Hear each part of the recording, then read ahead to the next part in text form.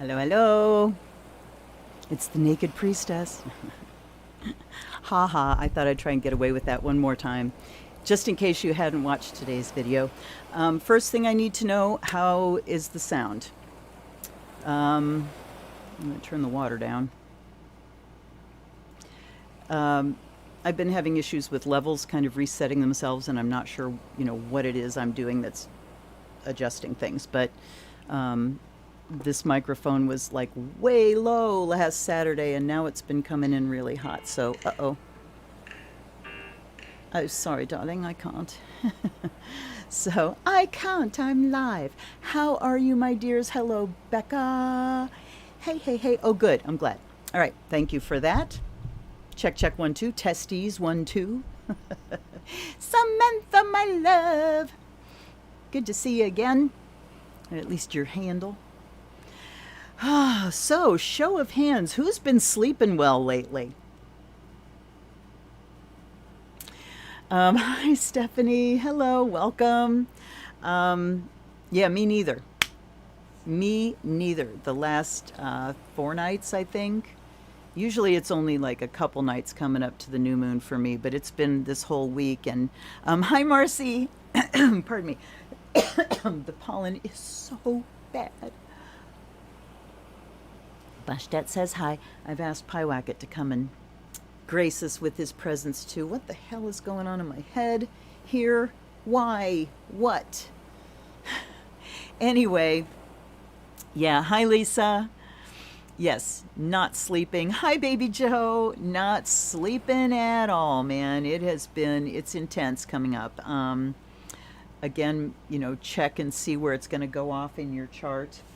New moon is actually tomorrow morning, 6:53 a.m. in the Eastern time zone. So tonight should be the last night that we don't sleep. And boy, last night was horrible. 2 solid hours in the middle of the night of just, and the thing where my body is tired, my body, I'm not flipping and flopping in bed, but my brain is just like waiting mode. I almost got up a couple of times. I almost got up and went downstairs and grabbed a deck and everything, but it's like I know better. That would have hurt me. And oh, looky, I never lit my frickin' lights. What are you doing, Luna? Darling. Yeah, it's really been something. Oh, thank you, darling. I feel it. Well, I've been cleaning all day because... So this has been a big week, and I have to say, I don't know if you've had this same experience, this seems to be like the most productive retrograde ever.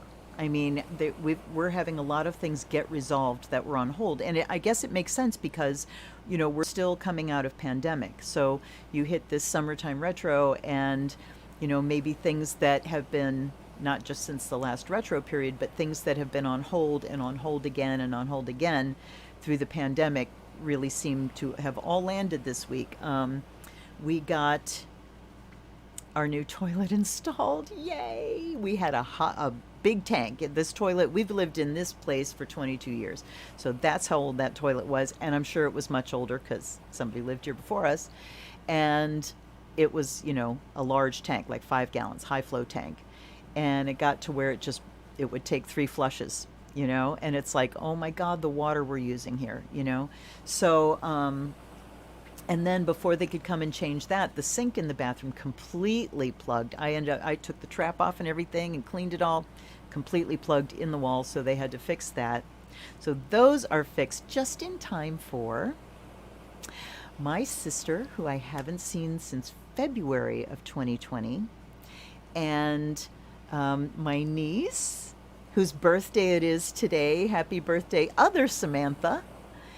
And my great nephew, who I have not yet met. He was born March 27th, 2020, right in the first flush of pandemic panic. So I have not met him yet, and I get to meet him on Friday, and I'm so excited. So today I've been cleaning and cleaning.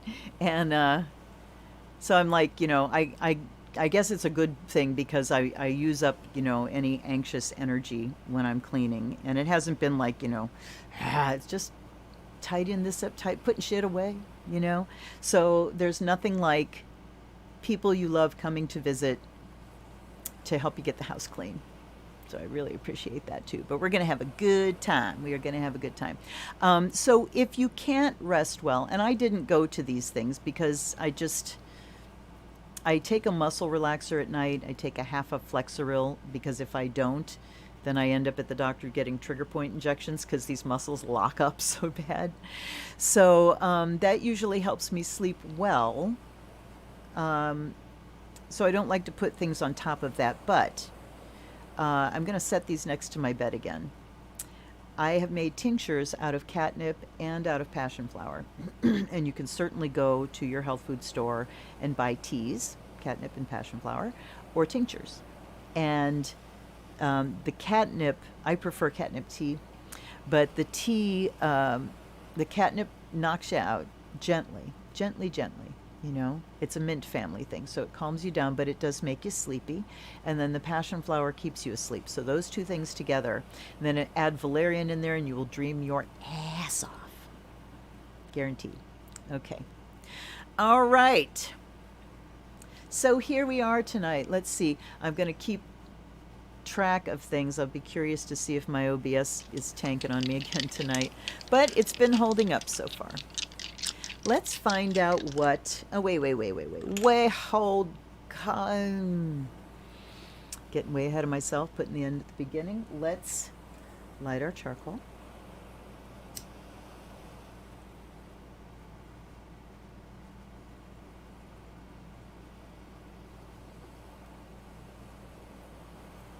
And our moon is in Gemini already tonight, so... And then we will light some sage. I feel the need of a really good smoke cleanse. There's been a lot of good news today. The Keystone Pipeline project is no more. The developer said it wasn't worth it. So, as I said when I shared that on my Facebook, blessed be the water protectors. Blessed be the activists. Blessed be the land, the water, the earth, the air. The land and the earth are the same thing. The land, the water, the air. And just blessed be Mother Earth. And activism works, folks. These indigenous people that have been living to stop this, and just making it difficult as all get out for the money grabbers to go in and grab the money in just a moment. All right. So before I get all head up about that,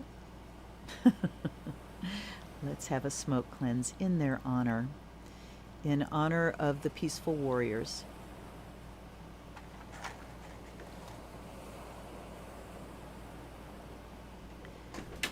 Uh-oh, I'm running into my keyboard. And not my computer keyboard. I'm running into my Yamaha keyboard, which now works because I got it a new power supply and found out that was the problem. So I now have a functional keyboard, and that is exciting as all get out. Okay, who's new? Hi, Amy. Hi. Oh, my favorite people here. Welcome, fam. This is very exciting. Okay, so tonight, let's see what we're working with tonight. Actually, no, I'm getting ahead of myself again. Right. I need to ground my ass. Hold on.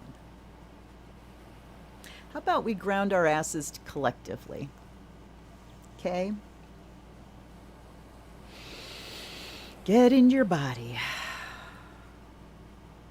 Come down into your body, out of your head. Spread your awareness all the way down to the tips of your toes and fingers. Feel your skin, every inch of it. Take a moment to do that. Just really scan and feel every inch of your skin on your body.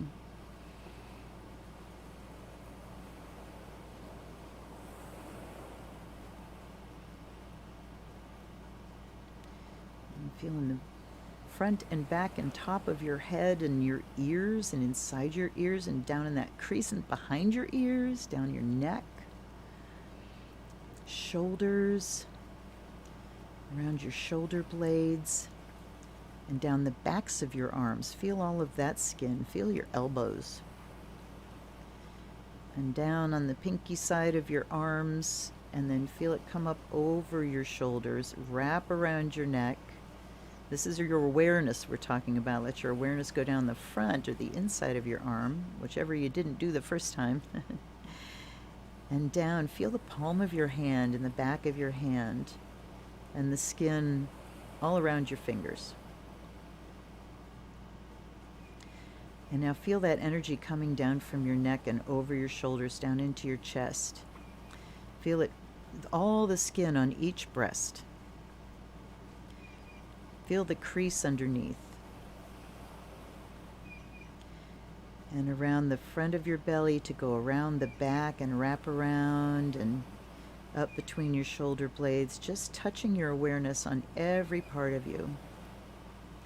Down to your lower back and feel your butt. Feel that ass. And down the front too, down into your pelvis, down to the gate of heaven. And be aware of everything there as well. Down the front of your legs, top of your thighs, feel your knees, feel your shins, all the way down the front of your feet. Feel your toenails. And let it go over your toes and start coming up the base, the bottom of your feet. And around your heel and your ankle and up your calf and up the back of your thigh. Just feel it all. This is one of the most efficient groundings you can do. Because when we say that we need grounded or that we aren't grounded, what we are saying is that I am not in my body. That's what grounding means. It means inhabiting your body. And, you know, everything, the way our world is structured and how we go about our lives on a daily basis takes us out of our bodies, into our heads, into, you know, out of the now into the future, out of sensation and into logic and thinking and thinking and thinking and story making and explaining and reasoning and processing and all of that. So grounding is I am coming back down into my body and feeling it. And you can do a wonderful, wonderful grounding when you bathe. Because sometimes we wash and we're not really thinking. We're thinking of something else and we're washing. But when you're washing and you are going to touch every inch of your skin, it's a perfect time to just pause. You're in the shower, for God's sake. You know, you don't need to do business now. Pause and ground into your body. Feel your skin as the water pours over it. You know, the water creates sensation too that brings your awareness to your skin. So one of the reasons a bath is so comforting is because it wraps us, it touches us. Yeah, and we get we've been so touch starved this year. We've been so distant and touch starved, and we get that way with ourselves as well. And that it's just by not bringing our awareness to when we touch ourselves. Really bringing awareness to it, sensual awareness, sense perception is what brings you into your body and grounds you really well. So, all right. I am going to, hey, slap those likes up if you haven't done it already. I thank you so very much. It really does make a difference. I'm almost to 1,100 subscribers now, so that one, you know, went quickly. I am now putting the fire of Azrael. I guess we're moving on to this now. Yes, I already did this. I'm doing it again because this one's for you. All right. And I'm asking Lloyd and Ingrid and Jessica and Oyokata-sama to come be with me tonight. You too, Sarah. You too, Kieran. You too, my master sculptor, all of my gang that are with me, and anybody that wants to throw in tonight is welcome. Ancestors and allies, guides and guardians, come on in. Come on in and be with us. And I appreciate you connecting with your guides so they can talk to mine. I think we get better readings that way. And if you notice, I have changed my little water vessel to the green one. It's a green crystal. Here's the top of it. And I changed it. This was my mom's, and I'm the one that broke it. I'm the one that broke a lot of her great stuff. I was the loose cannon that came barreling through her life. Anyway, now, let's see. And we have fresh water, salt water offered. We have air and fire. We have fire of Azrael. Now let's get some messages moving, shall we? Let's have our general message for tonight from the astrology dice. We have Venus in Aries in the 9th house. Okay. Venus, of course, you know who Venus is. She's the goddess of love. And not just love, but sensuality, affection. So Mars is sexuality. It's that drive and the chemical attraction. Venus is sensuality, so our appreciation of the appearance of the other person, of how they smell, how they feel, you know? And she is also how we express that love, that affection. So this is the affectionate things that go between people. Mars is the sexy things. And, you know, if you look at Venus, the circle with the cross underneath, it almost looks like, you know, a person with their arms open wide to embrace. So she, you know, because she's the goddess of sensual pleasure, she rules all of those things that bring us sensual pleasure. Delicious, juicy, ripe fruit, or great steak, or, you know, wonderful wine, a good brandy, beautiful sunny day, the green, or the autumn, you know, down in the southern hemisphere, watching the trees turn. So she's showing up here to bring us to the appreciation, to talk about love and affection and appreciation of the bounty that we have. In Aries, Venus is an aggressive kind of affection or an assertive affection. It's a fierce affection. Aries is fierceness and competition and ruled by Mars. So we've got that component in there as well. Mars is the desire, the wanting. Venus is the enjoying, the enjoyment of. All right? Peach wine or a glass of mead. Wouldn't that be gorgeous? Okay, so Venus in Aries is, I am going to be outwardly affectionate, even aggressive about it. I'm going to tell you how I feel. I'm going to express my love in a passionate, vibrant way. Mars is passion. So expressing love and affection in a passionate way. In the 9th house is long distance travel. It's mass media. It is higher learning. It's philosophy. So, okay, give me a second here. So all of these together would show a love of learning, a love of wisdom, a love of understanding. Looking at, you know, cultures whose artwork really rings your bell, and actively using those symbols, actively participating as part of your philosophy, part of your understanding of life, part of your spirituality, part of your religion. You know, Neptune is more spirituality. That's when we come to union with things. We recognize it in ourselves because there's no boundary. Neptune, the dissolver. But in the 9th house, it's about religion, and religion is practice. It's your habits. Spirituality is, I feel this oneness with the universe. 9th house says, and how does that look? What does that look like? You know, putting your beliefs into practice. So religion, the Latin root of the word, I think it's Latin, I don't think it's Greek, religio, is about reconnecting, retying, tying yourself to something, connecting with something. So you get that kind of lineage vibe about it. But I want to look at it now as, because, you know, forget organized religion. This is your own. And looking at, how do I reconnect? What am I connecting myself to? What am I tying myself to in terms of culture, in terms of imagery, in terms of religious practice, in terms of celebration, which would be Venus. Okay. So, how do you celebrate your philosophies? How do you celebrate your understanding of spirit, God? Do you believe in it? Do you not believe in it? God, goddess, fairies, gnomes, demons. What is your framework? What's your philosophy? And do I engage in that do I feel great affection for it? Do I love my spiritual practice? Do I love my religion? And am I passionate about it?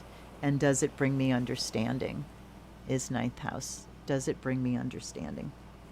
So, when we're in Mercury retrograde and coming up on a new moon solar eclipse, we go esoteric. We go esoteric. So there's some questions for you to chew on this week. Let me take my lovely crystals out of the way, light them up. I love the way I can put them next to these little lights and they just go pink. Looky. Pink.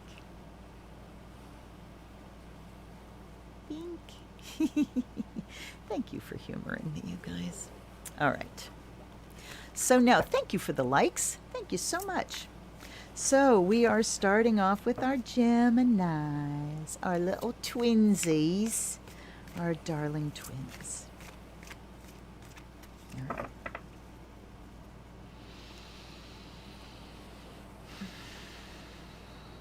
They're telling me 2, 2, 2, so I'm going to take 2. Way over.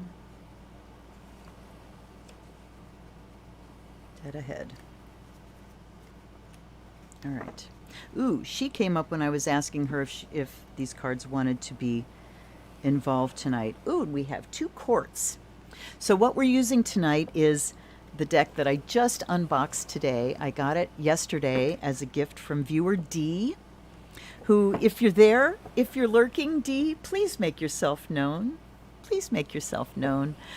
Thank you, thank you, thank you. 2 decks, 2 she sent me. And this is one of them, and it is the Forest of Enchantment Tarot by Linnea Weatherstone. I have several of her other decks. She's an author, and her writing is amazing, just amazing. Marcy, yes, isn't it wonderful? Yes. And then we're using the Earth Magic Oracle by Stephen Farmer. I will plug those in down below. And I never did put timestamps in last week. I apologize for that. I'm trying. And I know some would say, yes, we know you are. Yes, you're very trying, Luna. Okay. All right, they're telling me to look at these first. So we have Keeper of Spells. The minors in this deck, the wands are spells, cups are visions, swords are challenges, or challengers, I think, and challenges, and the pentagrams are boons. So we have the Keeper of Spells and the Weaver of Visions. So this is the King of Wands and the Queen of Cups. And I'm going to go to the book because I just unboxed these today. But I wanted to share them because they're amazing. All right, the Weaver of Visions. And let's go to the King first since he came out first. So the Kings are the Keepers. The Queens are Weavers. And there he is. All right. Confident, charismatic, passionate, sexy, a natural leader. Motivates by example and exuberance, virile, dramatic. Said if this card doesn't represent a particular person, it can mean a time of powerful advancement for an endeavor or a movement. Embolden others in creative and positive ways. So there's that passion. There's that Aries energy. And Weaver of Visions, there's the Venus energy. So I'm going to take another one on this. And she says, if this card does not represent a person, it can mean a solution that comes through imagination and intuition rather than logic or analysis, just like the Queen of Cups, yes. Listen to your heart, trust its guidance. Dreamy, intuitive, psychic, empathic, emotionally sensitive, graceful, subtle, a bit mysterious, devotes herself to those she deeply loves. She definitely has a Neptunian vibe, but we've got, the Aries and the Venus like we had in the other things, and that's our Geminis. You've got it all inside you. And there's, you can switch between all the different facets of yourself. It's a talent for you, Gemini. So your passion and your intuition working together here. I'm going to take off the top. And we have another court, the Child of Boons. Okay, so this is the Page of Pentacles. Time of study and impetuous investment, or a sign that it is time to pay more attention to material security and prosperity. Considerate, cautious, obedient, and well-mannered, quiet, bashful, wants to help but must be supervised. So like I usually do with the Page of Pentacles, it does talk about education and study, doing something formal study of something.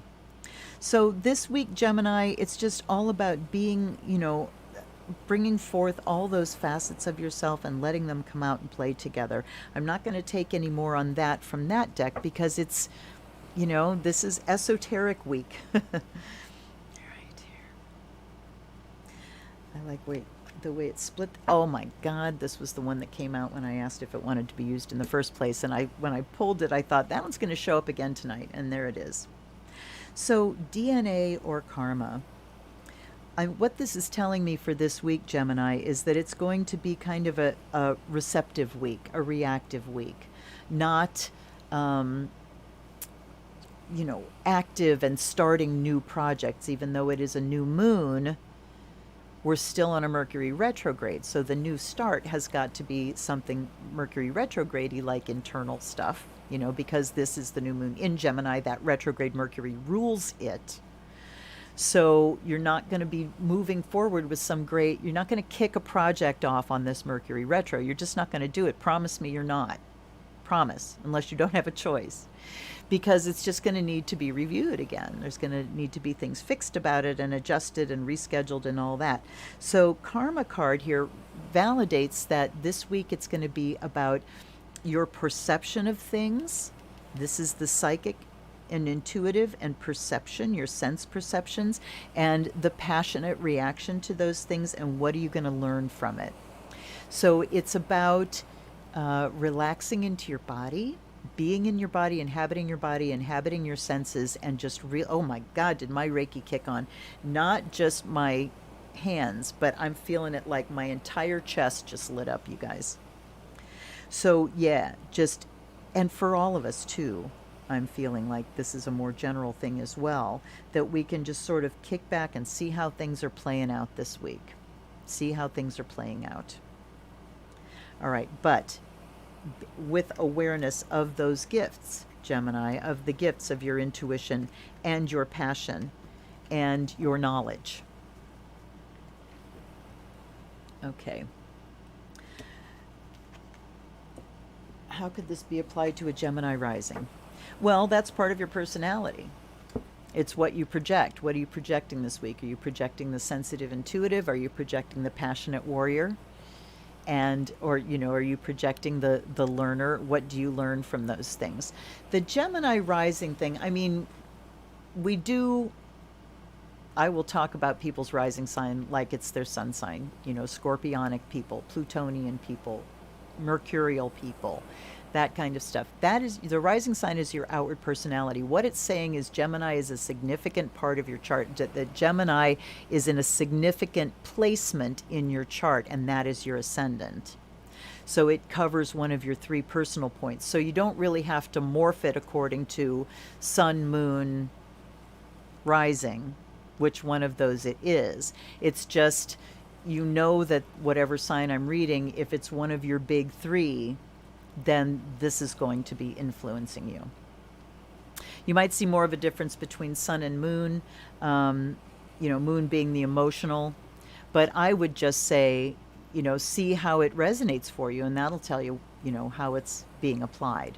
But just knowing that it's part of your big three, you know, sun, moon, ascendant, know that the message is for you as well. All right? Does that make sense? I hope so. Okay. So, yes, the artwork is lovely. Let's see. Her name is Mirela Allwood is the artist.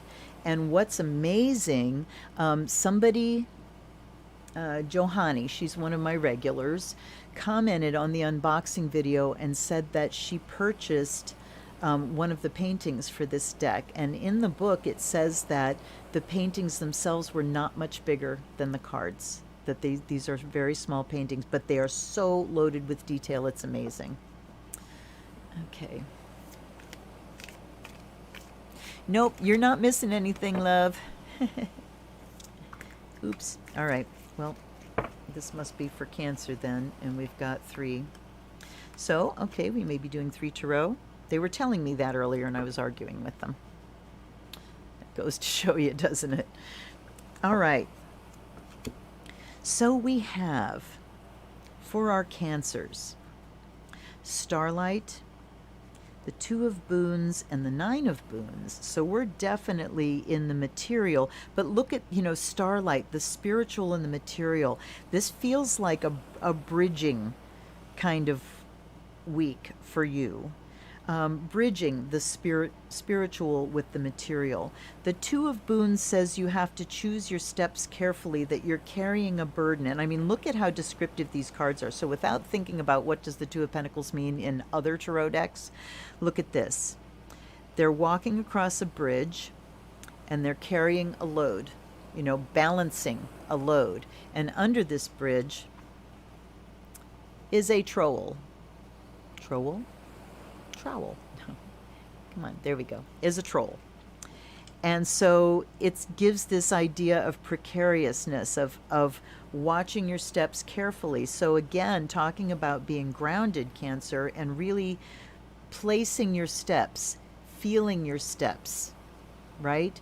Moving forward with an awareness, aware that I'm carrying a burden, making sure that my burdens are balanced. So I'm not overburdened this way to the neglect of something else. So it does talk about balance, but it really does talk about, and look at, he's on 1 foot here. It really does talk about precariousness, and that something, you know, can be lurking, one misstep, and there's a problem waiting, right? But then we've got 9 of Boons here, and it, I mean, look at her in her cave. She's got her oh no, she's not, it's not a cave. It looks like a cave, but it's trees.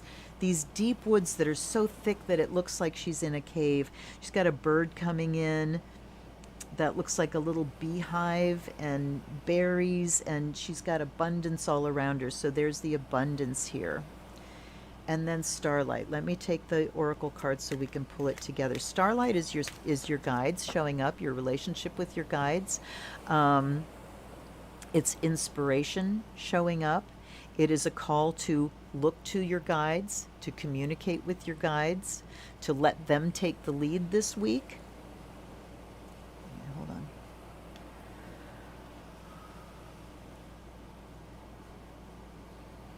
Nope. 2 in, they're saying. Ooh, lightning. Look at this. All right. Let me look at Starlight.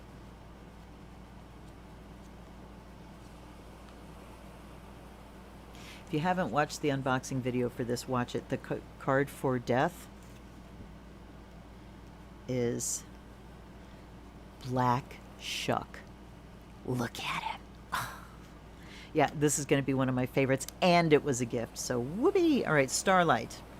Starlight comes to reassure you, and I'm not reading this big part here, comes to reassure you that everything happens for a reason, even if you can't perceive it now. And the key there is you're the one that has to put the reason to it. You know, there are consequences, but I don't believe that everything happens specifically for a particular outcome. Things happen because that's cause and effect.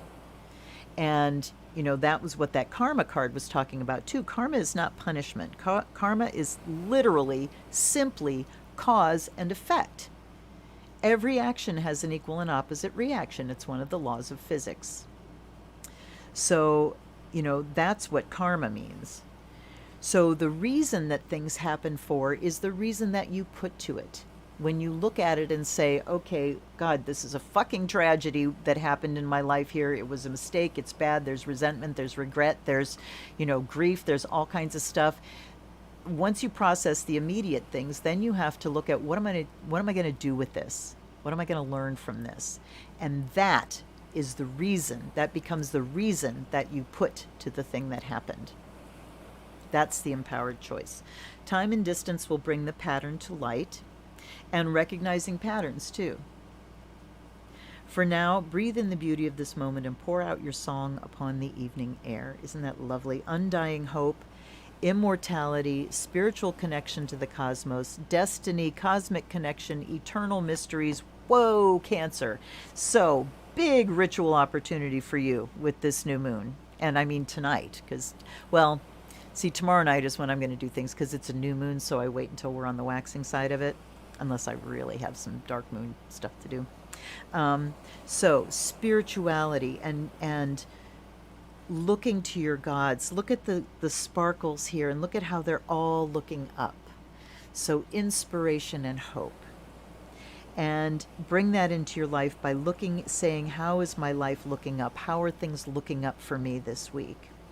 And then choosing your steps carefully, knowing that there's plenty, knowing that you deserve, knowing that you're worthy. And then lightning comes in, and this becomes your power then. This becomes your power. Having that spiritual connection, being in your body, with that abundant mindset and the skill of mindfulness. There's your power this week, Cancer. Kabam. So you have the potential for things to change like that this week. That's the lightning coming in. And with this new moon eclipse, you decide what that change is going to be. You decide what that change is going to be. Dream big. That's the message there. There. Who is that? Oh my God. Okay. So, dream big, Cancer. When you're doing your ritual work, dream big, be mindful, mind the details of your spell work. Step into that abundance mindset. It is all there and you are worthy, and off you go. All right. Oh my God. All righty. Anybody else here that hasn't checked in yet? Check in, say hi. Come on, say hi. All right. Leos, Meos.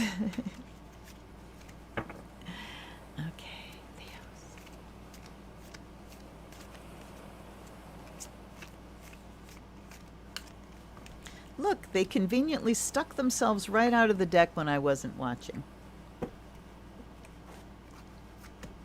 Oops. And they turned themselves upside down. The Forest Lord, 7 of Visions, and we came out with 4 here. The Fairy Wind, and the last is 2 of Spells. I mean, this deck has definitely taken center stage tonight, you guys. All right. The Forest Lord is the Emperor card. He is the one that manages everything. He is the one that watches everything and makes sure that it's going the way it needs to go, right? He is the life of the forest, the spark, the growth, the livingness of the forest. And here again we have, like totally, yeah, surfer girl, right? I know. What the fuck? But we have with goddess and god, we have God is the force, goddess is the form.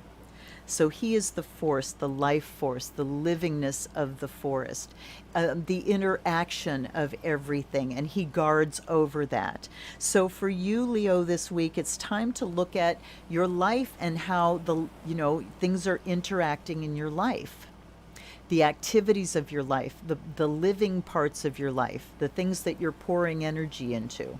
Time to really become the Lord of the forest and see, are these things in balance? Are, is everything playing its proper role? Is everything interacting the way it needs to? So not just, you and your life, but you and the other people in your life that you work with.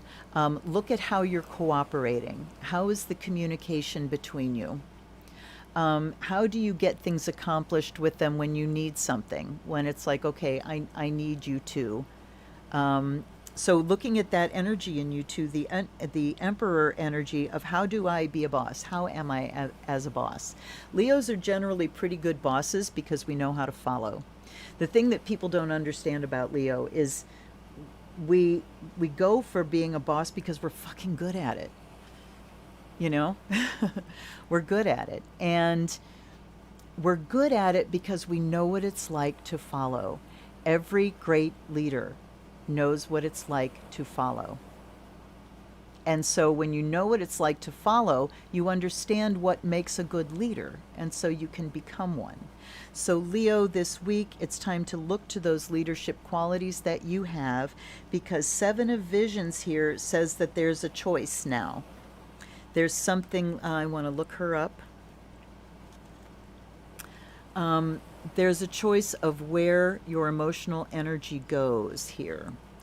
Confusion, riddle with no answer, wait for clarity, don't act yet. Okay, so we've got to assess here what we're confused about. Where are you? Start again.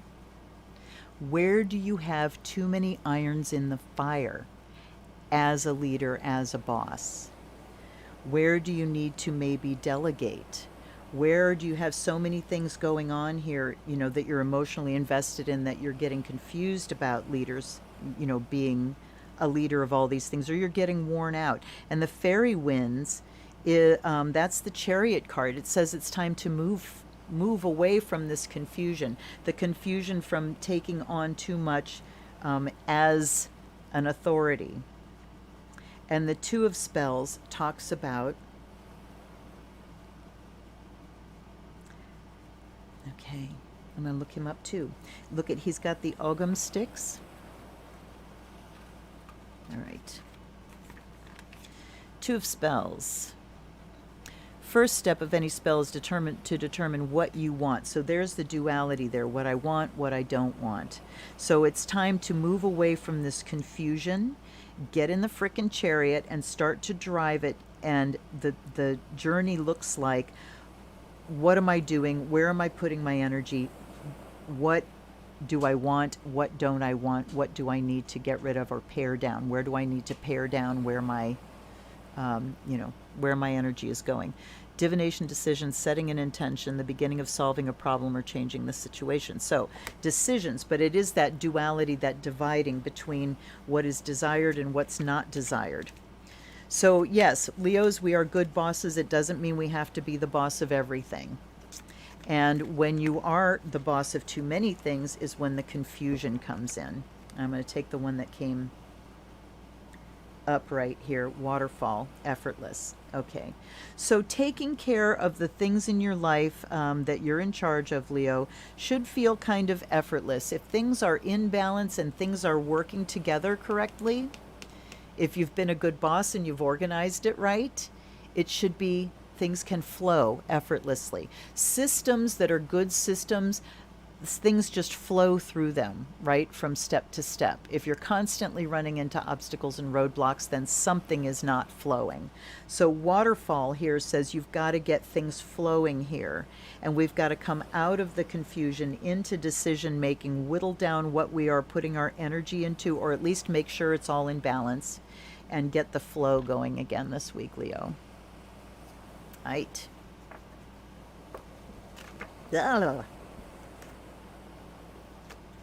The clumsiness continues. All right. And then we had winter solstice come up too, but I'm not going to read that one. That's winter energy. Sweet child of summer. Okay. Sweet summer child. All right, Virgo.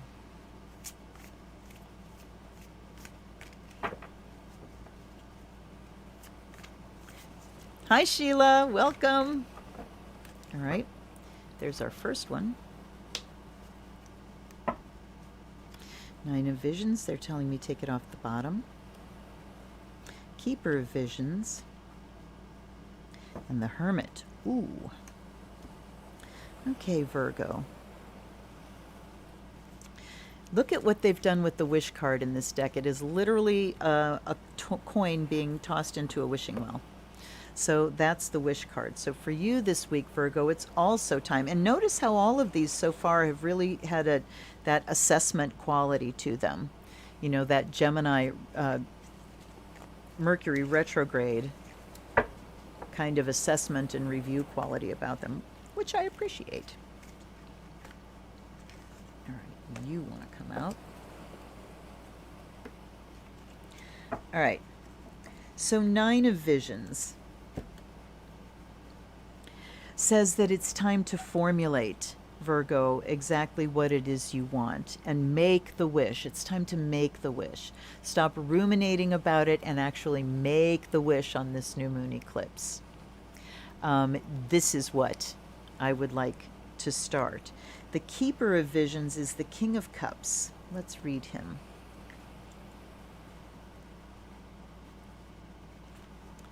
All right. Keeper of Visions. Time of withdrawing from emotional turmoil, seeking peace. The situation may benefit from meditation, contemplation rather than active. Calm, wise, compassionate, not easily flustered, charitable, emotionally stable, faithful in love. So those are all things that describe a person. But we're talking about here's how you can be this week, Virgo. Contemplative, calm, wise, compassionate, and saying, you know, what do I wish?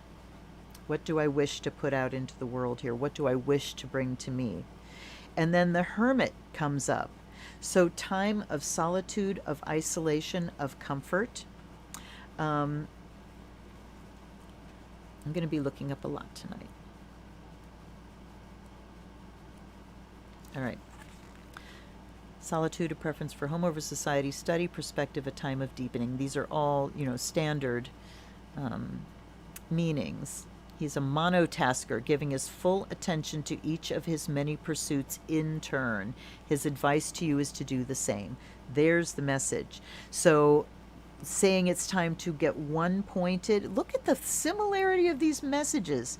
To kind of get very one-pointed about what it is you're looking for. Keeper of Visions here talks about emotional mastery, that you're not getting rocked by the emotional here, and instead it can inform you. But meditating on things and going about it with calmness and with peace, and then formulating that wish. Formulating that wish, but being very focused. So for you, Virgo, what I'm getting now is it's not the little things, the several little things. It's the overall, it's the bigger for you. You know, my overall, the way my life is going, the way I'm living, overall, how do I feel about this? Gaia says nurturing. So yeah, it feels like for you this week, Virgo, as for all of us, just time to, once this new moon, this eclipse hits, we're just going to go, you know, there's been a lot of tension. Nobody's sleeping. We're geared up for it. So we're going to feel the relief once the eclipse passes through. And that is the signal to take some solitude time, nurture yourself, meditate, put those good vibes that you're generating in meditation, send those out to the universe. Send those out with some details attached to them. Here in particular is what I would like. Please and thank you. I'm feeling the need to dump some sandalwood on here. To the gods. And then Gaia talking about, yes, this is how we nurture. This is how you self-care this week. This is how you care for yourself. Get some perspective. Go back to an innocent thing. Let go of those burdens of thoughts that are weighing you down, all that worry, that Virgo does so well. So it's not time to pick things apart and analyze this week, Virgo. It's time to rest in just the wish, your dearest wish. All right.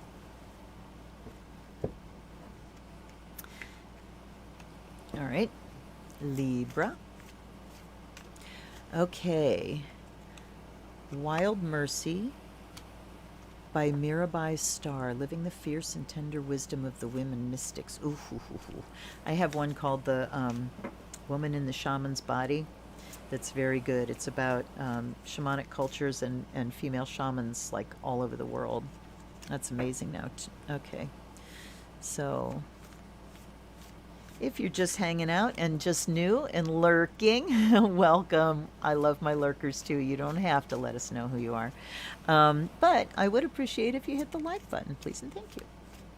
Can you tell I've been watching Letterkenny again? Oh my God. Okay, we want one more and I'm taking it off the top. And we have... Ooh. Okay, we're going to leave him upside down. Just how it happens. The Green Mother. She is the Empress. So Libra, time to get earthy, get out in the garden, work on those things. Child of Boons, upside down, says there's something that we need to learn, something that we need to add to our knowledge base, as far as working with your resources, kind of on a broad level, but on a specific level, we can talk about literally gardening, growing things. What do you want to grow in your garden? Dealing with food, dealing with your money, dealing with your housing, all of these practical things. And we've got the Weaver of Boons there, the Queen of Pentacles. Oh, yeah, baby! We got the Empress and the Queen of Pentacles together with the Child of Boons reversed. See, she doesn't do reverses. So Libra, it is time for you to look at your own mind and see where you're at as far as, do you believe in abundance? Do you believe that there is enough for everyone? And not only that, but do you have faith in your skills to make more out of what you have? How resourceful do you feel? And if you're not feeling resourceful, the Child of Boons says, then it's time to go and learn some stuff. All right? If you find yourself saying, I just don't know much about that, or feeling insecure because, well, I don't know much about that, then fix that. Go find out. Go learn something. It's time to learn something this week. Child of Boons upside down says time to learn something, and maybe even in the form of formal schooling, not just reading a book, right, or asking a friend, but something formal. Because Green Mother and Weaver of Boons together, Queen of Pentacles, says that abundance is right here for you this week. Very, very close. So learn what you need to learn. Let's find out more here. All right, they're just saying cut. Ceremony, invocation. All right. So ceremony talks about calling in, the calling in of. That's what invocation is. Voicing vocation, vocally, bringing something in vocally. So who are you bringing in? The Green Mother and the Queen of Pentacles. So calling in the abundance principle, calling in Venus. This is Venus. Look at her, covered in green and holding a little baby and showing all kinds of love and abundance. So, yes, time to call in Venus in whatever form you want to call her in. Venus, Lakshmi, any other goddess of abundance that you can think of that my mind is going completely blank on right now? Aphrodite, there's the Greek one. Yay, Sheila, Team Libra. So, okay. So, yes, time to invoke this abundance into your life and let it take you to what you need to learn. in order to increase the abundance in your life, in order to become more resourceful, in order to make more out of what you already have. That's what the Queen of Pentacles. This is the principle of abundance. This is the skill, right? Because the majors are like big life lessons, things, spiritual lessons. The minors are more practical, you know, down to earth things. So yeah, that's where we're at, Libra. You got something you need to add to your knowledge base, but you need to invoke the abundance to get there. Whatever, guys, you know, this is where it would be great to do tarot spells. If you have a deck that has an Empress card that just makes your heart go pitter-pat, get her out and do a spell with her. Use her while you're invoking so that you can visualize, so you can see her.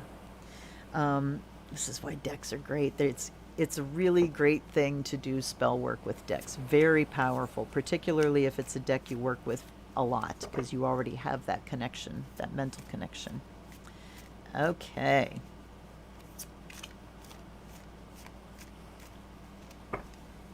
Scorpio.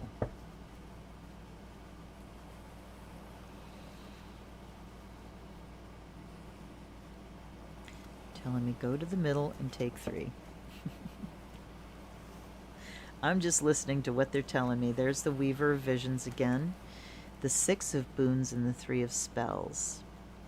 Okay, I'm going to get them all out here together now that I'm halfway through.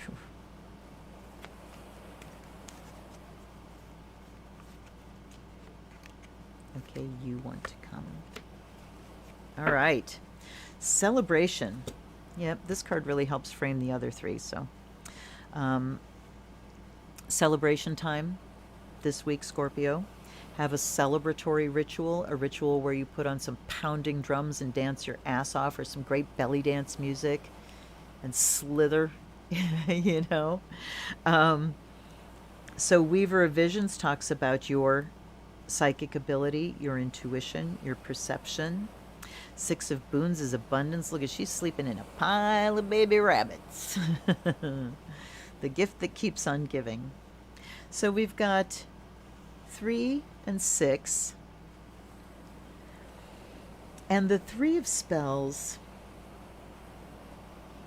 talks about already having taken the steps and sent it off out into the world, like having done the magic and it's sent off, and we're waiting for the return now. So looking at, you know, abundance here as well, but this is like bonus. The 6 of Boons is the 6 of Pentacles. So think about gifts, extras. You know, maybe she fell asleep on the forest floor and the bunnies all came to keep her warm, and that was a gift, you know. So this looks like maybe resources that are not worked for are available to you. Certainly when you're doing your spell work, we're going to hook into that idea of I deserve it. The world is an abundant place and it's all there. You know, there's enough for everyone. Frame what it is you want to bring in. Let it go and celebrate. You know, this is when you're doing ritual. One of the most, I think, important parts of the ritual is the celebration. You know, you set everything up and it's very intense and wonderful and raise energy, and you do your magical working, and then you celebrate, you eat, you drink, you dance, and that gives you the release, you know. And what you can do while you're doing the celebration is you're kind of dancing in gratitude and celebration of the blessings that are on their way. So here's the faith that goes into your spell work. You do the work, you send it off. You say, this is already mine. These wonderful things are already mine. All I'm doing is claiming them. You put the spell work together, you send it out, and then you celebrate to say, thank you for this, because I know it's on its way. I know it's coming. I am grateful. Thank you. I'm going to dance and party in gratitude. So, hi, Rose. Yay, I'm glad you made it. Okay. Caradwen Epona. Hathor. Yes, Hathor. Caradwen. Yes. Epona. Aha. Didn't really think about her as a goddess of abundance, but absolutely. Demeter. Yes. Yes, all of those. Thank you, Samantha. Thank you for filling in that gap for me. So, yes, there we go. I mean, again, these are all just like spell prescriptions for each of us. But Scorpio, let's really claim the celebration aspect of your magic this new moon. All right? Abundance is yours. Have faith in it. Celebrate the fact that it's on its way now.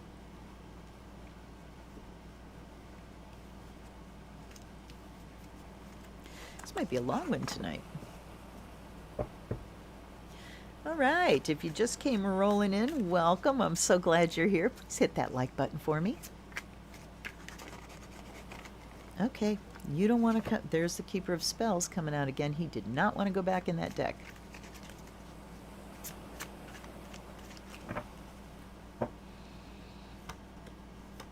All right. So we've got two keepers, fire and water. Two kings, fire and water, Sagittarius. And then we've got four of visions. Okay. All right. We need to do this first.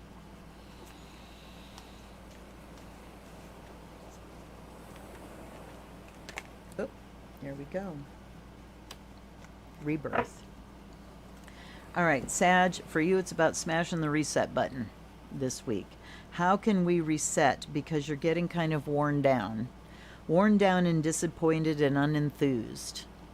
All right?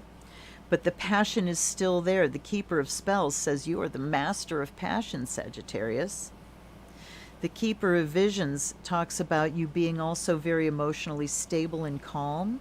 But right now we're feeling worn down. And so in order to reconnect with the passion and the deep emotional connection, and I mean, when I'm looking at this card, what I'm thinking, look at the salmon. In Ireland, the salmon is the salmon of knowledge. It's a symbol of wisdom. But I'm looking at this here, and I'm feeling like, you know, when water just settles, just letting things settle. But also there's this passion. So these are both together. But right now, look who's here. He's just like, I don't give a shit, right? So spring equinox here says it's time for rebirth, and I want another one. Starlight. That's the one I was looking for. So you must connect these two through spirit. Be hopeful. Tap into your inspiration. Again, do something that takes you out of this mentality. You've got to shake things up. You've got to change the routine and let spirit in. Really let spirit in so you can reclaim the passion and the calm. And you know, it's kind of like when you reclaim the passion and you release that passion and it's like flowing and you do what you want. There's a real calm because my passion is moving and spirit is directing it, and I feel hopeful rather than this, and I feel the ability to start again on this Gemini new moon. So this is your opposing sign, Sag. So you actually could have this new moon opposing your sun, Sagittarius. What's the degree of it is, I don't have this in my head. Load up.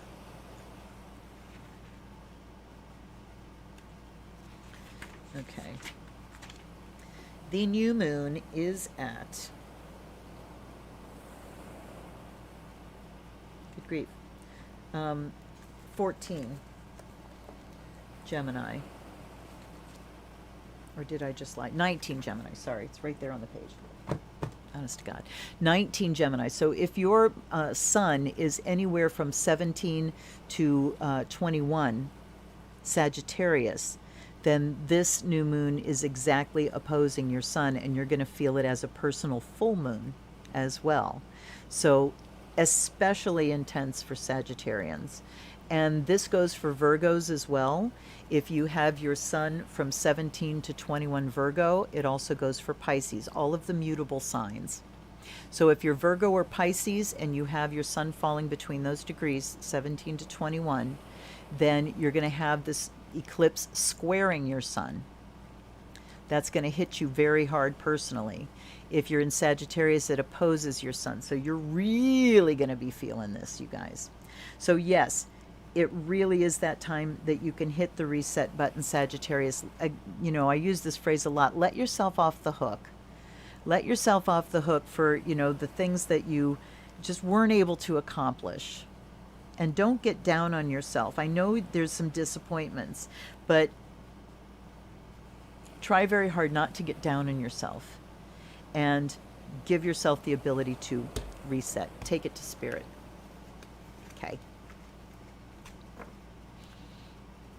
Uh-oh, my OBS reset. I had just gotten to an hour. Now it says 2 minutes and 22 seconds. I looked at it right at 2:22. Hello. All right. Now. Yep, I missed the rubies in the woods. Oh, all right. There's 3 that just fell right off.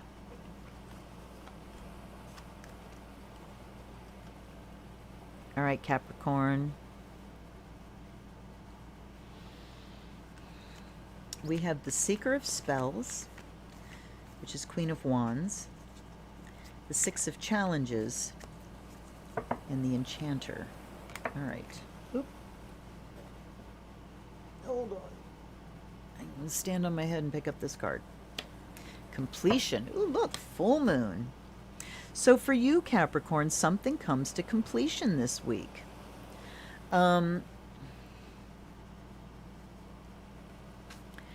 Seeker of Spells. We want to talk about inspiration here too. And, okay, the Seekers are the Knights. I was thinking Queen. All right. Bold, spirited, dramatic, venturesome, fearless, passionate in her pursuits. Means creative exploration, trusting your instincts in terms of timing, breaking through a stale routine, or spontaneous travel without a great deal of planning. So there's that Knight of Wands, the travel or change of residence kind of card. So something's moving. Something is definitely moving for you. Something's culminating for you. 6 of Challenges says you're managing to get out of a non-optimal situation. Non-optimal. My tongue is just not cooperating with me today. So 6 of Challenges, look at this. This is like 6 of Swords. There are wolves down here and she's up in a tree going, whoo, I need to change my pants. So talks about escaping, like a narrow escape, or getting to a place of safety out of a situation. And Seeker of Spells says that situation could come up quickly and we get away from it this week. So, this could be a situation that was existing. We're getting out of it. And the Enchanter says you've got what it takes. This is the Magician. Let me look at him because I liked the way she described him. Magic, wisdom, force of will and intention, ability to influence and help, power at your command. So, time to be definitive this week, Capricorn, to get yourself out of the not optimal situation, to make things move. That's the Seeker of Spells says it's time to jump on the horse and get moving, right? And full moon says something comes to completion. So there's something cooking for a while here under the surface, or something that's this impetus to, and 6 of Challenges says that, it might be a dodge the bullet kind of thing. Okay, hold on a second here. Lol. Okay. Alrighty. Hold on one second. All right, so this really is about you busting a move out of a bad situation, you recognizing where your power is in the situation, and if that power is to get to a different situation, then that's what you do. That's your power. That it might not be that your power lies within the situation, but your power lies in extracting yourself from the situation and bringing something to fruition. That you do need to move away from stress, huge stress, in order to bring something to completion. And you have to use your power in order to do that. So the enchanter says this is in your hands. Where you go, what you do is in your hands. Changing the situation itself within it might not be possible, but it's saying that you do have power to move beyond a situation. And when you do that, something comes to completion. Right. I am so glad, Rose. All right. Now, Aquarius. 13 watching. That's a magic number. Slap that like button if you would for me. Do me that favor. You can also feel free to slap those donation buttons down below if you're finding this helpful. All right, Aquarius.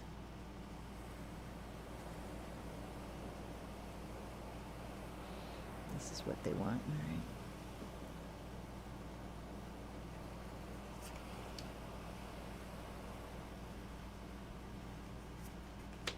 They told me 1, 2, 3. And there's 3. 1. There he is again. Same position he's been in all night.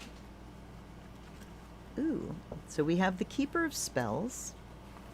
Then we have the 10 of Visions. And the 3 of Visions. And we have Gaia coming out again, talking about nurturing. All right, Aquarius. Time to engage your passionate spirit. And something culminates for you as well. We've got the 10 of Visions here, which is the 10 of Cups, and that's the Happy Family card. So it's saying that something can come to fruition here, perhaps within your family or with a loved one, within a relationship. And the 3 of Visions is celebration. So looky, we've got the 3 unicorns, you know, Papa, Mama, Baby, and we've got the 3 bears dancing in a circle, and we've got the Keeper of Spells here, talking about passion, fire, you know, being the Lord of Fire here. So the nurturing, the overall thing for you this week, Aquarius, is about nurturing. And how do you do that? You have yourself a fabulous fucking time. You get together with your family. The 10 of Cups says this is the ultimate happiness. It's the culmination of happiness, being with those you love. And creating something with them, even if it's just, you know, company and having a good time. Let me look at him again, the Keeper of Spells.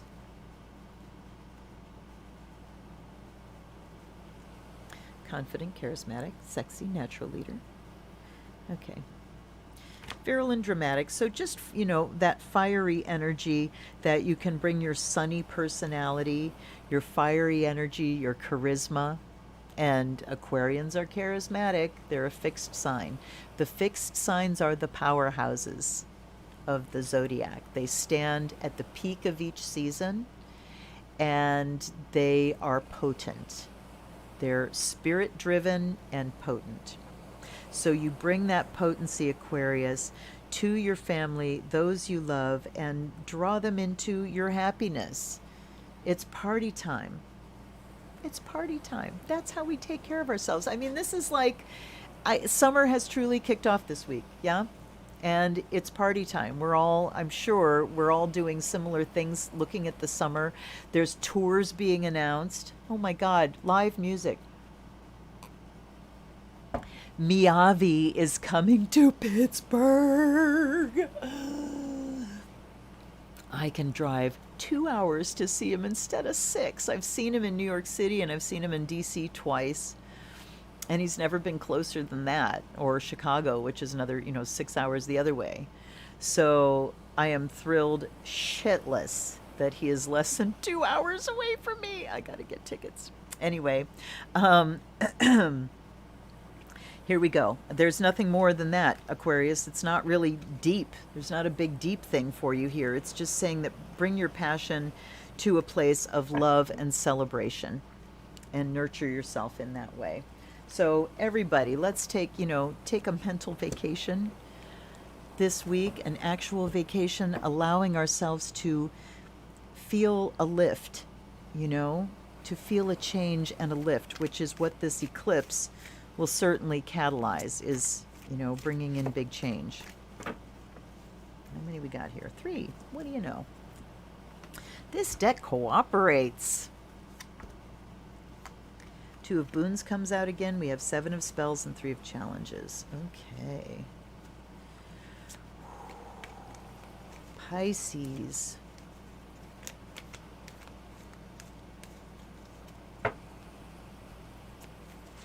Pisces, you got some stuff to navigate through this week. Hold on.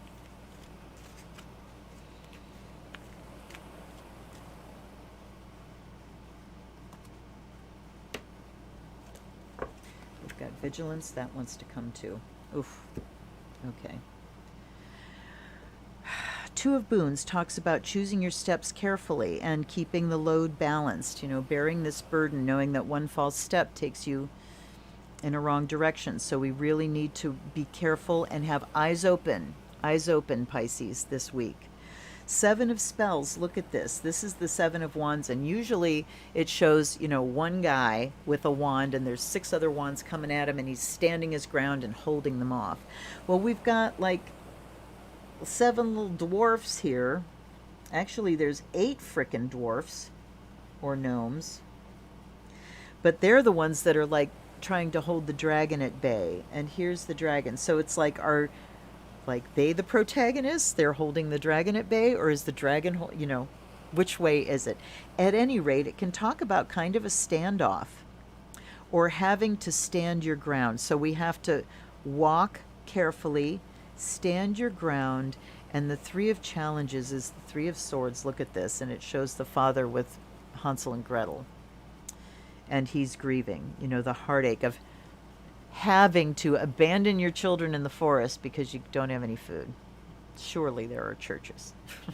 Anyway, so yeah, there's heartache here, Pisces. And vigilance talks about getting your boundaries together. This also talks about having boundaries together, that this is a week for setting those boundaries. I'm going to push him up top here. Iceberg talks about submerged. So we're dealing with some stuff that's been in there for a while, Pisces. Remember that you can have this eclipse squaring your sun.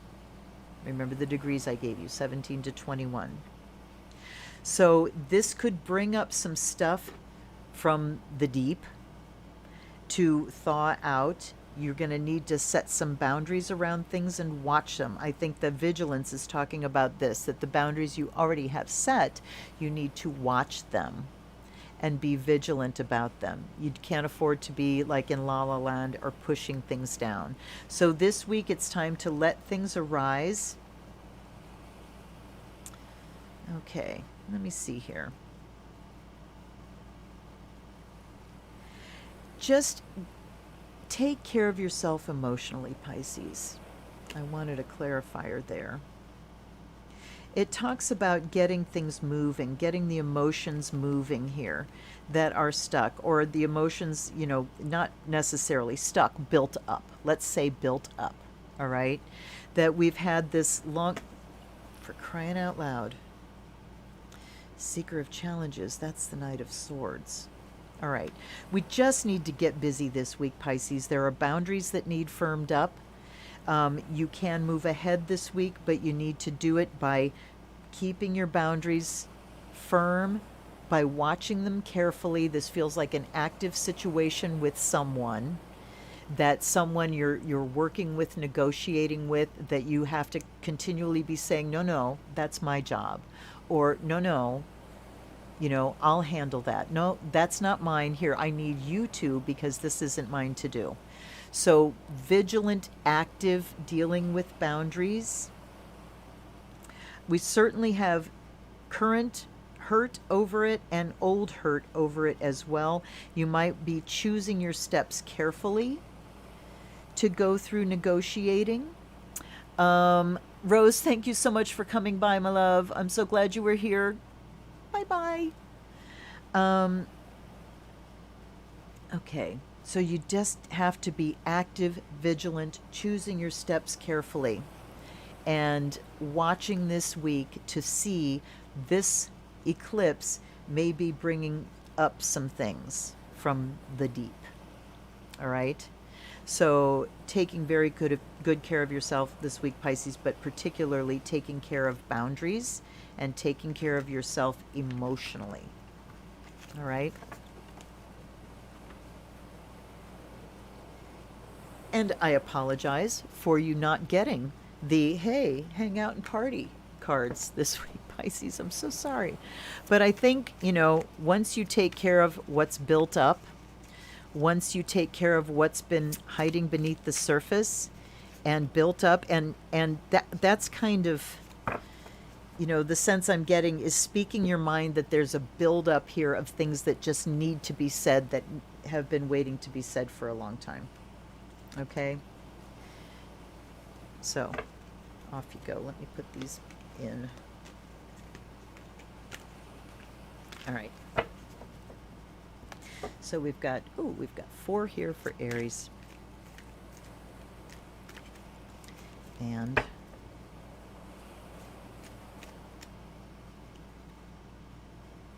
this one. Let's see what we got.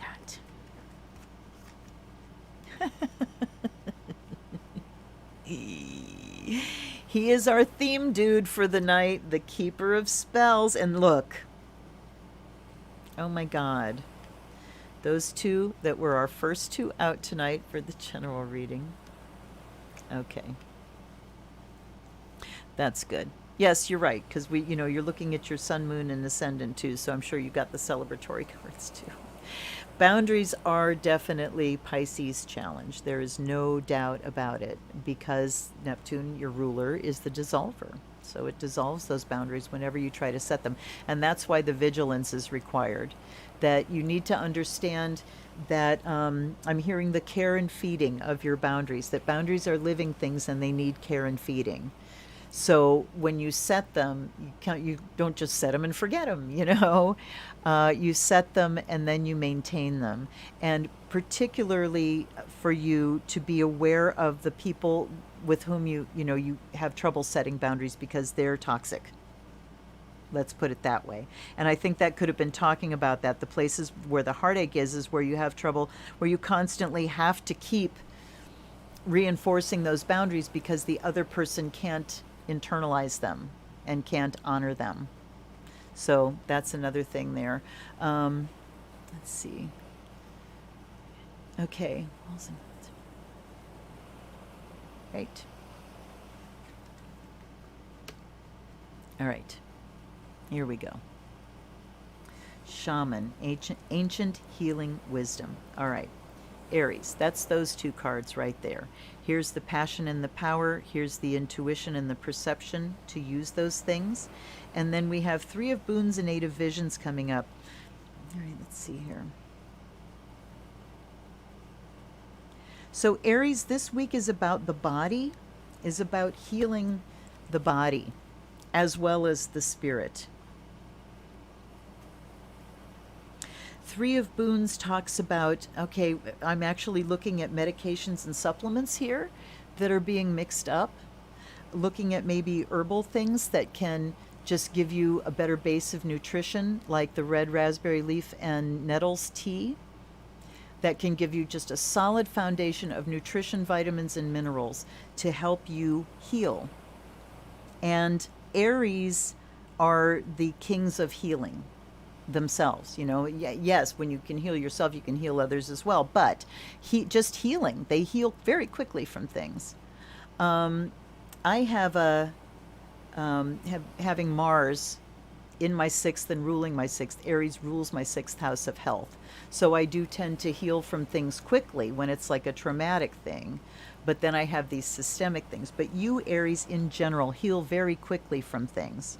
So it's talking about enhancing that, tapping into the deeper wisdom and looking at what you can do lifestyle-wise, because the 8 of Visions talks about moving away from things that do not serve you. Let's look her up. them up. So this is the Eight of Cups. Okay, this card speaks of depression and disenchantment with life. So look at kind of like the foggy things that are going through there, the swirls. All right, let's see. Expressive grief is much healthier than quietly retreating into a world that denies all joy as well. So yeah, when you deny the grief, you're denying your access, your full access to joy as well. It can be hard to begin again when your spirits are so low. Don't surround yourself with pessimistic companions. Seek wise guidance from those who have found their way out of the murk. That's the ancient healing wisdom coming in here. Withdrawing from life, extended solitude, the dangers of depression, being swamped by grief. So yeah, this is why it's important to look things up. Because usually Eight of Cups is walking away from what doesn't serve you, but this is talking about really being in it, being in that emotional kind of quagmire. So the way out here is through healing methods. And when you support your body nutritionally, it is then better able to withstand stormy emotions coming through.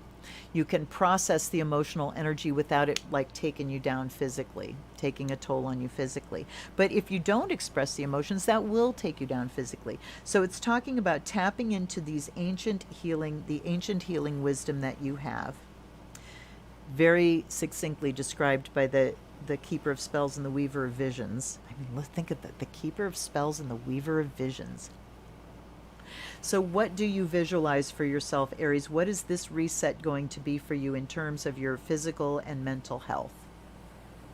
What changes are you going to institute, Aries, now that you will then make habit that will support your physical and emotional health? What supplements are you going to take?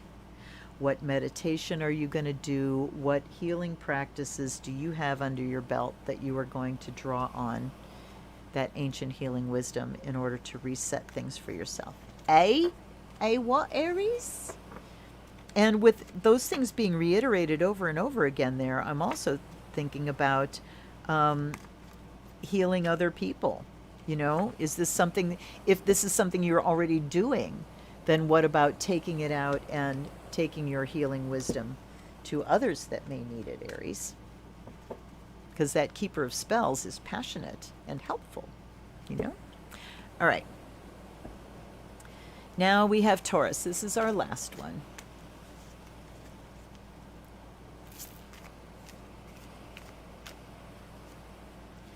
Take this little grouping here. I'm only going to take 3 and see where we go. But we'll keep these apart just in case. So now we have the Weaver of Spells. This is the Queen of Wands, Moonlight, and the Ten of Visions. Spells and visions, challenges and boons. I love this deck.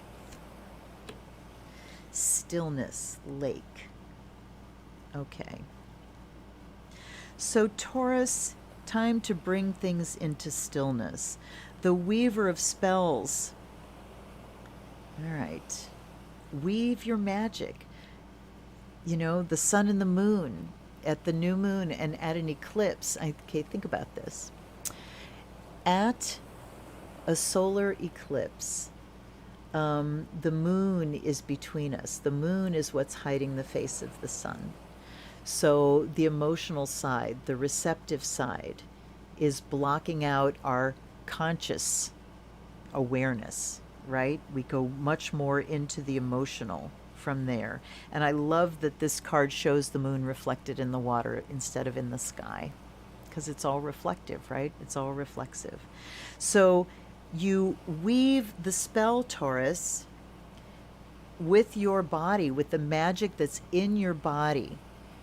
You behave as if you dance it into being and let the world reflect it back to you. This is deep intuition here, and it's based in your ultimate happiness. This is my ultimate happiness, and there's a stillness that comes with this. So, okay, the sense I'm getting with you, Taurus, is also a sense of completion, of something coming to culmination, something coming to accomplishment here. this week. And I'm going to take these other two. They came out for a reason. The 10 of Challenges and the White Heart. Ooh, okay. So we have two 10s here. And the Fool, the 0 card. So 10 of Visions talks about putting out this spell. Here's my ultimate happiness. But then we get the 10 of Challenges. 10 of Cups to 10 of Swords. So in order to achieve this ultimate happiness, something has to fall.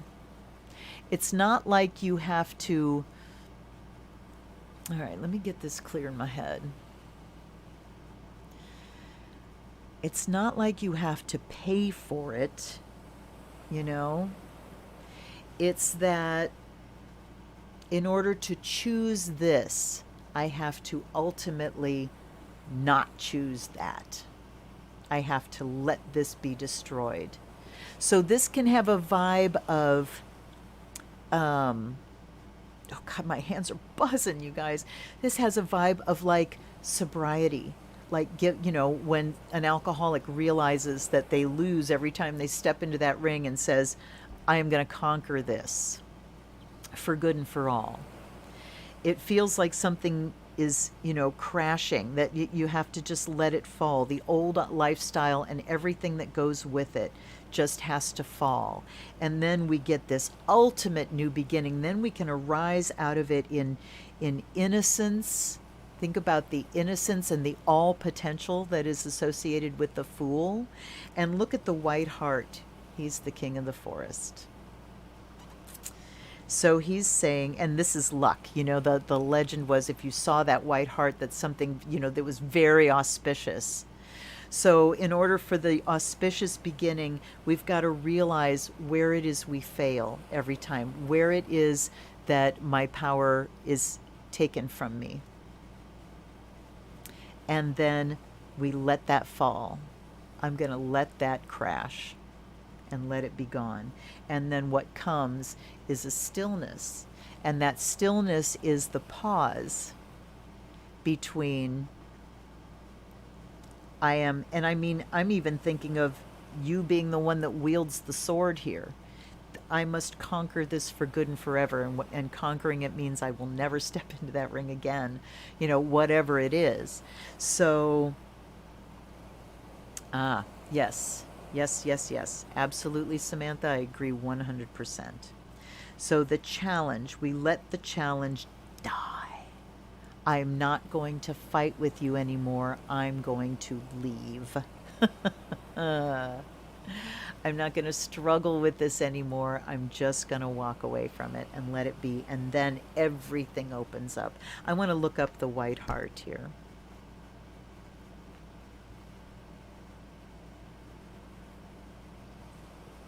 Okay.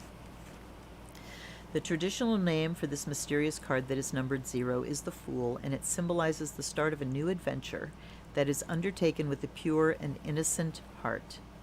The pun here is intended. Follow your heart. And I said in the unboxing, this is a white heart, H-A-R-T. That is the name of a male red deer, and also my last name. So this is one of my totems, like main family totem here. Okay, so a new beginning, accepting the invitation, going forward with trust. Trust. The Fool is all about trust. And the journey begins. Follow your instincts. When we put it upside down, then we can talk about misplaced trust and naivete. But here it's the ability to trust again, because this burden, we've let that burden crash. We've let it fall. All right. So there you go, Taurus. Quite a week for us all, huh? Sit on a deck and dangle my feet in a lovely lake. Indeed, I would love to. I want to go into Lake Hodgson. I haven't been in there in a long time. And I think there's a place. I haven't been there in a long time. They might have put some more docks there. It's a private lake. It's a, I think it's Ravenna's water supply. All right. So for us in general, again, celebration is at the center here. Celebrate the new moon, celebrate the rain falling down, celebrate the green trees growing from the ground, celebrate the new paradise we found, celebrate the rain falling down. So, the Five of Visions, the Seeker of Spells, we've talked about this. There's the Knight of Wands, the Five of Cups. Let's just go here and see what happens. 4 challenges. See what fell out. Lots of challenges. I'm just kind of playing here now, you guys. The Keeper of Challenges. All right. Let me see here. 5 of Cups. All right. Wow. So we've got on the left side here, this is the going outside. Passing away side, you know, passing out of influence. 5 of Visions is that feeling, that sudden feeling of loss, of, oh no, you know, something's lost and gone. And then 4 of Challenges talks about being frozen. There's a tree that's blooming and fruiting, but we've got icicles hanging here. So something being stopped, something in stasis, locked in, standing your ground here, having to kind of brace yourself against what's coming. And then 5 of Spells, the uncoordination of things. Let's look at the other side. Seeker of Spells. That is, let's get moving here to take care of the grief and the heartache from these challenges. And look, the 3 and the 9 of Challenges here. So overall, and then we've got Fairy Wind at the end. So the very last card is the Chariot, talking about us moving out of these things. Let's celebrate the fact that we've gotten through what we've gotten through. Let's continue to be very mindful of our emotions and our emotional state and where we are. So as you're getting back together with people, you might find that kind of unexpectedly you end up crying. You know, oh, I'm so happy to see these people. And suddenly there's a release of grief. Acknowledge that. That's valid. Okay? Let it happen. Move on. Move on. I want to look him up. But celebration in the middle of everything just says celebrate whatever spell work, whatever your ritual is doing, make it a celebratory one. Shrewd, sagacious, perceptive, commanding, stern, discerning, holds high standards, expects excellence. So expect the best, expect excellence, let that underpin your celebration there. But yeah, I think we can really allow ourselves to move on with this. I think, ooh, these two just flipped themselves right over. 5 of Boons, 2 of Spells. All right. There are still financial challenges for so many people. Still so many people are having to choose between two things that they need both of because they can't afford all of them. So be aware of those things. Help out where you can as you're doing your celebratory ritual and making the magic for yourself. Don't forget to release that magic for everyone else's sake as well. All right? Release it for the good of all, for the benefit of all. And then put your spiritual disclaimer on it. And if you don't know what that is, it is, first of all, for your personal spell. Like if it's the candle before you light the candle, this is before you set it off. By all the power of 3 times 3, this spell bound around shall be, to bring no harm nor return on me, as I do will, so mote it be. All right, that's your first one. The second one is, I send this out for the benefit of all, in keeping with each one's personal will and karma, for the highest good. For the highest good, and in keeping with each one's personal will and karma. So what you're doing is making this beautiful, wonderful, light-filled energy that you've just created with your spell, you're making it available to everyone if they choose. You're not pushing it on anybody. You're not casting a spell on anyone. You're saying, I am doing this initial spell for me, and then I send the benefit of it out for the highest good, in keeping with each one's personal will and karma. All right? And, you know, if you do spell work, that you know would benefit someone else close to you, this is the way to do it. You can send it to them particularly by name. I send this spell to, so you're not casting something on someone, removing their will. You are offering it. You are making it available to them still in accordance with their will, in keeping with their personal will and karma. All right? So, all right. Thank you. Thank you, you guys, for hanging out with me. Please hit the like button. Please do. Please, please, please. Let's have as many likes as we have people. That would be great. And also, another way that you can support this channel is by sharing it. By, you know, hipping other people that you know to the fact that I'm here and what I do if you think they would enjoy it. I really think that this is the way to go, right? I think that we share, and I keep sharing what I got, and you share it along. And if you feel so moved to send a donation, thank you very much for it. I send you threefold blessings for every penny you send me. All right, you guys, I will see you. Yes, I'm going to shoot another video tomorrow. I will have that up Friday, and then I'll see you Saturday for our live prayer circle. And then on Sunday, if you are one of my patrons, Sunday is my patron Zoom. So 1 o'clock in the afternoon, we're going to have an hour together, and that's always fun. Yes, thank you to everyone who came tonight. Thank you for the conversation. Thank you for interacting with each other. I will see you Friday, probably, certainly Saturday. Until then, mwah, biggest kisses to you. Zen Witch, blessed be everybody.